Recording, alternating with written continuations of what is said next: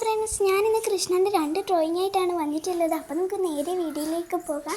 ഇതൊക്കെ ഞാൻ നേരത്തെ വരച്ചിട്ടുള്ളതാണ്. ഇനി ഞാൻ ഇപ്പോൾ വരയ്ക്കാൻ പോകുന്നത് കാണിച്ചു തരാം. വരയ്ക്കാൻ പോകുന്നതല്ല, ഇപ്പം തന്നെ ഞാൻ പകുതി വരച്ച് കഴിഞ്ഞു. ഇനി നമുക്ക് ഇതെല്ലാം സെറ്റാക്കി കഴിയുമ്പം ആദ്യത്തെ ഡ്രോയിങ് സെറ്റാക്കി കഴിയുമ്പോൾ രണ്ടാമത്തെ ഡ്രോയിങ്ങിലേക്ക് കിടക്കണം. രണ്ടാമത്തെ ഡ്രോയിങ് ഞാൻ വരയ്ക്കുന്നത് പറഞ്ഞാൽ കൃഷ്ണനെ രാധയും കൂടി വെച്ചിട്ടാണ്. അപ്പോൾ ആദ്യത്തെ ഡ്രോയിങ് എന്ന് പറഞ്ഞാൽ മയിൽപ്പീലിയെല്ലാം വരച്ച സെറ്റാക്കി എടുക്കുന്നുണ്ട്. അത് അത്യാവശ്യം കുഴപ്പമില്ലാണ്ട് റെഡിയായി വന്നെന്നാണ് എനിക്ക് തോന്നുന്നത്. അങ്ങനെ അതെങ്ങനെയൊക്കെയോ ശരിയാക്കി എടുത്തു. പിന്നെ ഞാൻ കണ്ടത് കമ്മലിൻ്റെ അടുത്ത് ഞാൻ ഇച്ചിരി കൂടി ഒന്ന് ശരിയാക്കി എടുക്കാണ്ടായിരുന്നു. അങ്ങനെ ഞാൻ കമ്മലിൻ്റെ അവിടെ എല്ലാം സെറ്റാക്കി. പിന്നെ നോക്കിയപ്പോൾ മുടി കളർ ചെയ്തിട്ടില്ലായിരുന്നു. അങ്ങനെ മുടിയും ഞാൻ പെൻസിൽ വെച്ച് തന്നെ പെൻസിൽ ഷെയ്ഡ് ചെയ്തു. പെൻസിൽ ഷെയ്ഡ് അങ്ങനെ കംപ്ലീറ്റ് ഞാൻ ചെയ്തു, കെട്ടി വെച്ചിരിക്കുന്ന ആ ഒരു ഭാഗത്തായിട്ടും. പിന്നെ അതുപോലെ തന്നെ കൃഷ്ണൻ്റെ തലയിലും മുടിയിലും എല്ലാം നല്ലപോലെ പെൻസിൽ ഷെയ്ഡ് ചെയ്തിട്ടുണ്ട്. അപ്പം അത് കഴിഞ്ഞു. ഇനി നമുക്ക് താഴെ നമ്മുടെ ഒപ്പൊക്കെ ഇട്ട് സെറ്റാക്കി വെക്കാം. അങ്ങനെ ഒപ്പെല്ലാം ഇട്ടു. ഇനി നമുക്ക് ഞാൻ നേരത്തെ വരച്ചിട്ടുള്ള കംപ്ലീറ്റ് പിക്ചറും പിന്നെ ഇപ്പോൾ വരച്ച പിക്ചറും കൂടെ നിങ്ങൾക്ക് കാണിച്ചു തരാം.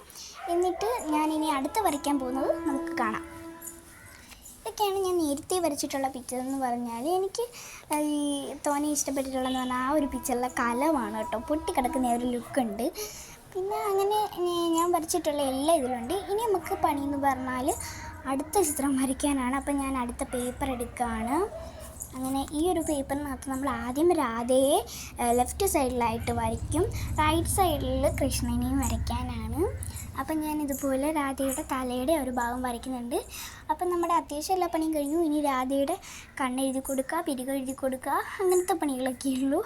അപ്പോൾ ഇനി നമുക്ക് അതൊക്കെ സെറ്റാക്കാം. അങ്ങനെ രാധയുടെ കണ്ണും എല്ലാം എഴുതി രാധയെ റെഡിയാക്കി മാറ്റി. അടുത്ത് നമ്മുടെ കൃഷ്ണൻ്റെ കണ്ണ്, പിരിവം, മൂക്ക് അവിടെ എല്ലാം സെറ്റ് ചെയ്യുകയാണ്. അപ്പോൾ ഇത് ഏകദേശം ആ ഒരു ആർട്ട് വർക്കും കഴിയാറായി. അങ്ങനെ നല്ല പോലെ അവിടെ നമ്മൾ ഷെയ്ഡ് ചെയ്ത് കൊടുക്കുന്നുണ്ട്. അതെല്ലാം നല്ലപോലെ സെറ്റാക്കി കഴിഞ്ഞപ്പോഴത്തേക്കും ഇതാണ് നമ്മുടെ ഒരു രാധയും കൃഷ്ണൻ്റെയും ഫൈനൽ ലുക്ക്. അപ്പം ഈ ഒരു രാധയും കൃഷ്ണനെയും ഇഷ്ടപ്പെട്ടവരുണ്ടെന്നുണ്ടെങ്കിൽ കമൻറ്റ് ഇട്ടേക്കണേ കൂട്ടുകാരെ. പിന്നെ ഞാൻ എൻ്റെ കയ്യിൽ ഒരു കണ്ണാടിയുടെ പൊട്ടിപ്പോയ ഒരു ഫ്രെയിം ഇരിപ്പുണ്ടായിരുന്നു. അപ്പോൾ ഞാൻ വിചാരിച്ചു ഈ ഒരു ചിത്രം അതിനകത്തേക്ക് ഫ്രെയിം ചെയ്ത് വെക്കാമെന്ന്.